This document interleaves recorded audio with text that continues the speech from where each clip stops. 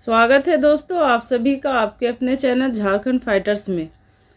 हमारे चैनल पे जो भी व्यूअर्स नए हैं वो हमारे चैनल को सब्सक्राइब करेंगे और हमारा सेशन देखने के बाद हमारा सेशन अच्छा लगे तो उसे लाइक ज़रूर करें। आज हम लोग झारखंड की भूगर्भिक संरचना के बारे में देखेंगे और उससे संबंधित प्रश्नों को हल करेंगे। ये दोस्तों एक ऐसा टॉपिक है जो जेपीएससी, सीडीपीओ, जेएसएससी या झारखंड से जितने भी रिलेटेड कॉम्पिटिटिव एग्ज़ाम आयोजित होने वाले हैं सभी में हेल्पफुल रहेंगे और ये बहुत ही ख़ास है, इसलिए इस टॉपिक को आप लोग ध्यान से पढ़ेंगे। आइए दोस्तों देखते हैं प्रश्नों को। प्रश्न है, लावा के बहाव से जुरैसिक काल में किसका निर्माण हुआ था? इसका आंसर है राजमहल ट्रैप, ऑप्शन नंबर बी।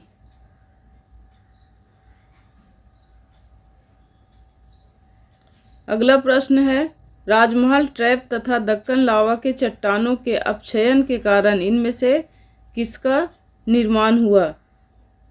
तो इसका आंसर हो जाएगा दोस्तों ऑप्शन नंबर सी, लेटेराइट एवं बॉक्साइट। अपक्षयन हुआ यानी कि किसी चट्टान का टूटना, धीरे धीरे उसका टूटकर दूसरे रूप में परिवर्तित होना। तो जब राजमहल ट्रैप और दक्कन लावा के चट्टान अपक्षयित हुए, टूटे फूटे, तो उससे लेटेराइट एवं बॉक्साइट का निर्माण हुआ। आगे देखते हैं दोस्तों, किस पठार की आग्नेय चट्टान, रूपांतरित चट्टान और अवसादी चट्टान का संबंध आर्कियन कालीन चट्टान से है? तो इसका आंसर हो जाएगा दोस्तों ऑप्शन नंबर डी, छोटा नागपुर पठार। छोटा नागपुर का जो पठार है वो अवसादी और रूपांतरित है। अवसादी और रूपांतरित उन चट्टानों को कहते हैं जो मूल रूप से टूटकर अपक्षयित होकर वो दूसरे चट्टानों में बदल जाते हैं। जैसे कोई चट्टान है वो टूट फूट कर, जैसे नदी से, हवा से, पानी से टूट फूट कर उसके कण कहीं दूसरे जगह जाकर जमा होते हैं और फिर वो एक नया चट्टान का रूप लेते हैं, तो उसे हम लोग अवसादी चट्टान कहते हैं। तो ये जो हमारा छोटा नागपुर का पठार है वो अवसादी चट्टान से निर्मित है, वो आर्कियन कालीन चट्टान भी है। आगे देखते हैं दोस्तों,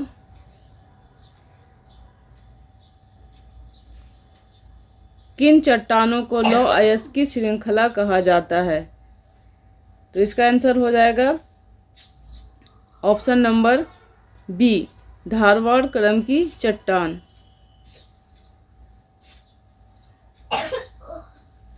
धारवाड़ क्रम की जो चट्टानें होती हैं उसमें लौह अयस्क की मात्रा बहुत ज़्यादा पाई जाती है, इसलिए लौह अयस्की श्रृंखला भी इसे कहा जाता है। अगला प्रश्न है, राजमहल ट्रैप का विस्तार झारखंड के किस भाग में है? तो राजमहल ट्रैप का विस्तार झारखंड के उत्तर पूर्वी भाग में है, ऑप्शन नंबर सी। हमारा झारखंड देखिए चतुर्भुज आकार का है दोस्तों, तो ये उत्तर पूर्वी का भाग यहाँ पे हो जाएगा इधर। तो राजमहल ट्रैप का जो विस्तार है इस साइड में है।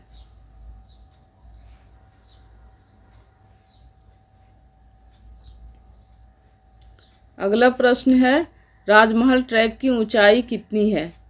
तो राजमहल ट्रैप की ऊंचाई हो जाएगी ऑप्शन नंबर डी, 900 से 1100 मीटर।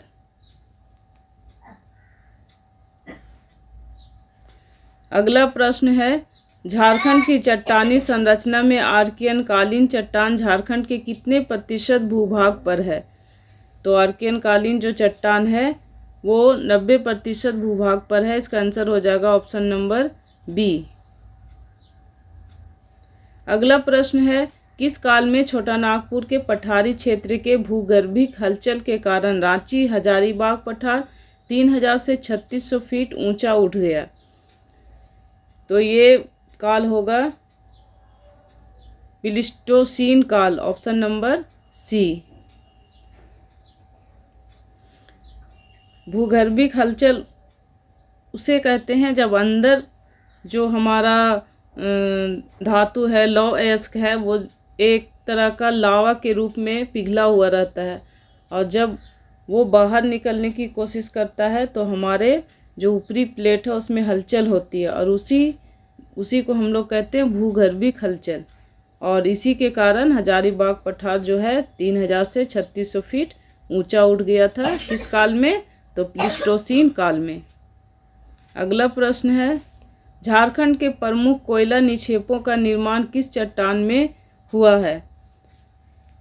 तो झारखंड का जो कोयला निक्षेप का निर्माण हुआ है वो गोंडवाना करम की चट्टान से हुआ है। इसका आंसर हो जाएगा ऑप्शन नंबर डी, गोंडवाना करम की चट्टान।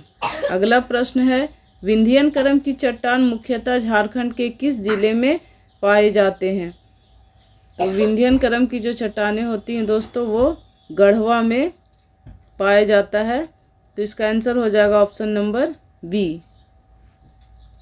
अगला प्रश्न है, झारखंड में धारवाड़ करम की चट्टान का विस्तार किस जिले में नहीं है?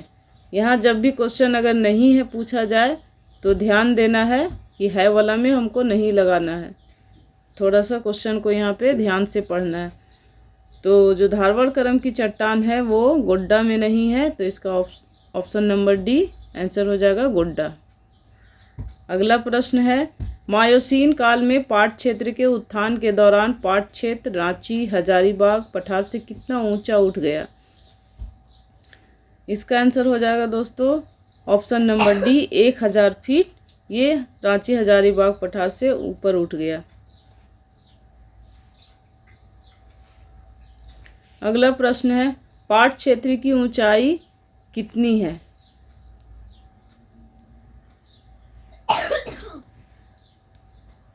पाट क्षेत्र की ऊंचाई दोस्तों 900 मीटर है। इसका आंसर हो जाएगा ऑप्शन नंबर सी।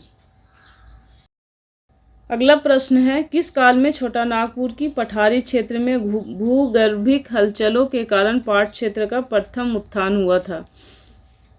तो ये हुआ था मायोसीन काल में, ऑप्शन नंबर सी इसका आंसर होगा। अगला प्रश्न है, झारखंड में गोंडवाना करम की चट्टान का विस्तार इनमें से किस क्षेत्र में हुआ है?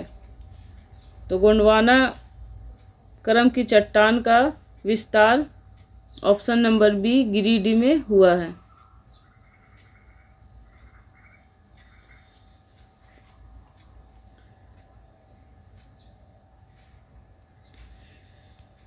अगला प्रश्न है, किस काल में छोटा नागपुर के पठारी क्षेत्र के भूगर्भिक हलचल के कारण रांची, हजारीबाग, पठार 2000 फीट ऊंचा उठ गया? तो इसका आंसर हो जाएगा प्लायोसीन काल, ऑप्शन नंबर सी। अगला प्रश्न है, निम्न छोटा नागपुर पठार की ऊंचाई कितनी है? तो निम्न छोटा नागपुर की ऊंचाई ऑप्शन नंबर सी 300 मीटर है। अगला प्रश्न है, रांची पठार की ऊंचाई कितनी है? ये क्वेश्चन एग्जाम में पूछे जाते हैं दोस्तों, ये इम्पोर्टेंट क्वेश्चन है। तो रांची पठार की ऊंचाई है 600 metre, option number A. Jharkhand राज्य के किस दिशा में ज़्यादातर चट्टानें पाए जाते हैं? तो झारखंड की पूर्व पश्चिम दिशा में ज़्यादा चट्टानें पाई जाती हैं, ऑप्शन नंबर सी इसका आंसर हो जाएगा। दोस्तों आज का सेशन यहीं पे समाप्त होता है। झारखंड से संबंधित जो भूगर्भिक संरचनाएं थी उनसे जो भी महत्वपूर्ण क्वेश्चन थे वो आज हम लोगों ने देखा यहाँ पे कि किस तरह से क्वेश्चन पूछे जा सकते हैं। हम लोग फिर मिलेंगे अगले सेशन में एक नए टॉपिक के साथ जो आपके हर तरह के एग्जामिनेशन जैसे JSSC है, JPSC है, CDPO है या उत्पाद सिपाही है या किसी भी तरह के कॉम्पिटिटिव एग्ज़ाम जो झारखंड में लिए जा रहे हैं उनमें बहुत ही हेल्पफुल होंगे और आपके जो मार्क्स है उसको गेन करने में बहुत ही मददगार होंगे। तो फिर मिलते हैं दोस्तों अगले सेशन में, तब तक के लिए धन्यवाद।